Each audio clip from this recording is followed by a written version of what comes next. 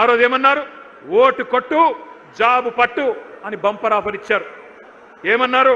ఒక్క ఏడాదిలోనే 2 లక్షల ఉద్యోగాలు, డిసెంబర్ 2024 కల్లా 2 లక్షల కొలువులు ఇస్తామని చెప్పారు. ఇవాళ జాబులు లేవు, జవాబులు లేవు, ఉద్యోగాలు లేవు, ఉలుకు లేదు, పలుకు లేదు. తెలుగు క్యాలెండర్ మారింది, ఇంగ్లీష్ క్యాలెండర్ మారింది, జాబ్ క్యాలెండర్ మాత్రం పత్తా లేదు. ఇంకా ఘోరం ఏంటంటే అసెంబ్లీ సాక్షిగా, పవిత్రమైన సభ అసెంబ్లీ అంటే, అసెంబ్లీ సాక్షిగా శాసనసభలో ఇచ్చిన జాబ్ క్యాలెండర్ కూడా ఒక చిత్తు కాగితం కింద కూడా పనిచేయడానికి ఇలా అర్హత లేదు. ఆ కాగితానికి జాబులు నింపట్లేదు. రాహుల్ గాంధీ జేబులు మాత్రం జోరుగా నింపుతున్నారు. అన్నదమ్ముల అల్మారాలు నింపుతున్నాడు రేవంత్ రెడ్డి, బినామీల బీరువాలు నింపుతున్నాడు. జాబ్ క్యాలెండర్కు మాత్రం నై, స్కామ్ క్యాలెండర్కు మాత్రం సై. ఇది కనబడుతున్న పరిస్థితి.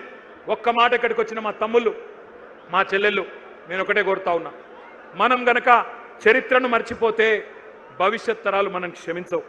ఎందుకంటే చరిత్ర అనేది ఒక ముఖ్యమైన సబ్జెక్టు. తెలుసుకోకపోతే మనం కూడా గజనీలు అయిపోతాం. అందుకే నేను మిమ్మల్ని అనేది, చరిత్రలు, పురాణాలు, ఇతిహాసాలు చదువుకోవాలి. చదువుకోకపోతే దుర్యోధనులు, దుశ్శాసనులే తిరిగి వచ్చి మేమే పాండవులం అని చెప్పి నాకు చెప్పుకుంటారు. ఎవడైతే తెలంగాణ ఉద్యమంలో మనల్ని చావగొట్టిండో, ఎవడైతే మన రక్తం కళ్ళ చూసిండో, వాడే మళ్ళీ పంచి డైలాగులు కొట్టి పంగనామాలు పెట్టి మళ్ళీ ఓట్లు వేయించుకొని పోతారు. అందుకే మన కొలువులు కొల్లగొట్టిన పార్టీ, మన పిల్లలను కాల్చి చంపిన పార్టీ కొత్త వేషం కట్టి కొత్త హామీలు ఇచ్చి ఆ రోజు వస్తే అమాయకంగా నమ్మి ఆగమైపోయింది తెలంగాణ యువత. 1952లో 1969లో తెలంగాణ యువత గుండెల్లో గుణపాలు దింపిందే కాంగ్రెస్ అనే దిక్కుమాలిన పార్టీ, ఇందిరమ్మ రాజ్యం. ఈ దుష్ట కాంగ్రెస్ మీదనే కదా ఆ రోజు మలిదశ పోరాటంలో కూడా మన యువతరం కొట్లాడింది. వేల మందిని బలి తీసుకున్న కూనీకోర్లు వీళ్ళే కదా. అందుకే ఈ మధ్యన ముఖ్యమంత్రి మాట్లాడుతున్న మాటలు మీరంతా వింటా ఉన్నారు. ఈ రక్త పిశాచి కాంగ్రెస్ ఇంకా వాళ్ళ రక్తదాహం తీరలేదు. తెలంగాణ నెత్తురు రుచిమరిగిన పులి కాంగ్రెస్ ఇంకా కావాలని అడుగుతున్నది. మన రక్తం పంట పొలాల మీద చల్లాలని చెప్పి చిల్లర మాటలు మాట్లాడుతున్నాడు రేవంత్ రెడ్డి అనే ఓ చిల్లరగాడు. నేను ఒకటే అంటా ఉన్నా, ఈ కాంగ్రెస్ డిక్లరేషన్లు, రైతు డిక్లరేషన్ కావచ్చు, యూత్ డిక్లరేషన్ కావచ్చు, ఎస్సీ ఎస్టీ బీసీ మైనారిటీ మహిళా డిక్లరేషన్లు కావచ్చు, ప్రపంచ చరిత్రలోనే అతి పెద్ద మోసం అంటూ ఏదన్నా ఉందంటే కాంగ్రెస్ ఇచ్చిన మేనిఫెస్టో అని చెప్పక తప్పదు. మీరంతా చదువుకున్న పిల్లలు, విశ్వవిద్యాలయాల నుంచి వచ్చిన పిల్లలు కూడా ఇక్కడ ఉన్నారు. ఉస్మానియాలో, కాకతీయ నుంచి వచ్చిన పిల్లలతో నా ప్రార్థన, మంచి పిహెచ్డి థీసిస్ తయారు చేయండి. ఓటు కోసం కోటి మోసాలు, కాంగ్రెస్ నాటకాలు అనే ఒక థీసిస్ చేయండి.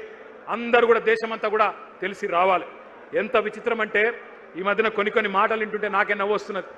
రేవంత్ రెడ్డి ఈ మధ్యన కొన్ని వేదికల మీద నీతి సూక్తులు చెప్తున్నాడు. మాట శాశ్వతం, అధికారం శాశ్వతం కాదు అని రేవంత్ రెడ్డి అనే దౌర్భాగ్యుడు చెప్తుంటే కూడా వినాల్సి వస్తున్నది. ఏం చేయాల కర్మ. ఈ మధ్యన ఒక దగ్గర ఎక్కడో చూసిన టీవీలో, సోషల్ మీడియాలో, నేను సాంప్రదాయిని, సుప్పిని, శుద్ధ పూసని రేవంత్ రెడ్డి సొక్కం మాటలు చెప్తే కూడా అట్లే అనిపిస్తున్నది. ఇక గీన చెప్పాలి మనం వినాల. ఓటుకు నోటు దొంగ, 50 లక్షల రూపాయలతో అడ్డంగా దొరికిపోయిన దగుల్బాజీగాడు ఇవాళ అవినీతి గురించి, నీతి గురించి, అశాశ్వతమైన అధికారం గురించి మాట్లాడుతుంటే నాకే గమ్మత్ అనిపిస్తా ఉన్నది. ఇంకా ఎన్ని ఫాల్తూ మాటలు. ఒక్కడు కాదు, కాంగ్రెస్ వాడు ప్రతి ఒక్కడు ఏమంటారు? ఒకడు 60,000 ఉద్యోగాలు ఇచ్చినామంటాడు, ఒకడు 70,000 ఇచ్చినా అంటాడు, ఒకడు 1,00,000 ఉద్యోగాలు అయిపోయినాయి అంటాడు. ఇక నాకు అర్థం కావట్లేదు.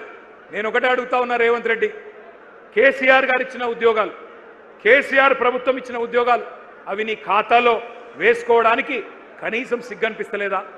క్రెడిట్ చోరీ చేయడానికి కనీసం సిగ్గనిపిస్తలేదా?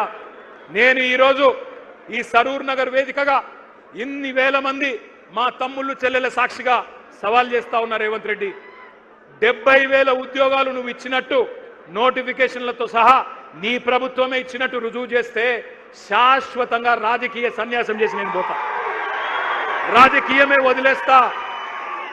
మీ రాహుల్ గాంధీకి అవసరమైతే జై కొడతా, నువ్వు రుజువు చేయి. 70,000 ఉద్యోగాలు నీ ప్రభుత్వం ఇచ్చినట్టు నోటిఫికేషన్లతో సహా దమ్ముంటే రుజువు చేయమని చెప్పి నేను కోరుతా ఉన్నా.